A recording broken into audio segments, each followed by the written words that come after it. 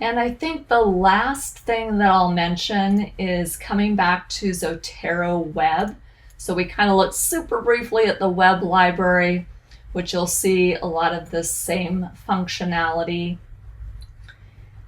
But in the web library and the web version, there's also a groups function.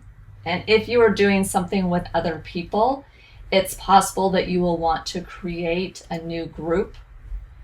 So you can choose a name for your group and you can have it open membership or public yet closed. So you would invite people to your group, or a private membership. So there's some slight nuances between those two. So I'm going to go back to groups over here. So for instance, I have a narrative group where I have certain members and we all then can see the same folders in Zotero. So coming back to my client, but this is also in the web version, any group or shared libraries are over here on the far left. So for instance, this is my narrative group and I can see on the web version who's in it, but these are all the folders that we are sharing and working on together.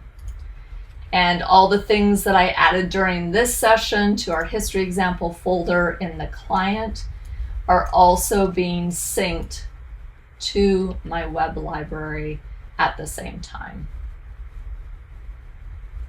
So that's a little bit of a whirlwind tour of Zotero, but I hope it gives you a good sense of what the tool will do and some of its functionality.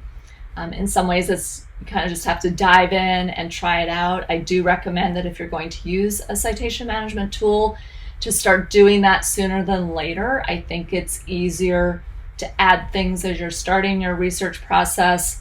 It seems a little bit more daunting if you've done a whole bunch of research and then you're coming back and trying to input or import everything at once.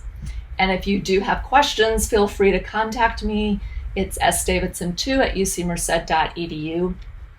You can also get a hold of us or a hold of me at About Us and Ask a Librarian.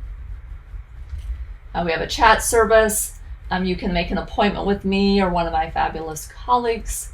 And for instance, you can click my name and it will show you my availability the next couple weeks out. And you can select a time that works for you, fill out a few brief questions on the form. I need to click continue. And then when you confirm it, it saves the spot on my calendar and we can meet on Zoom and I can answer questions that you may have. But I hope you have fun exploring and working on your projects, and please do be in touch. Okay, bye for now.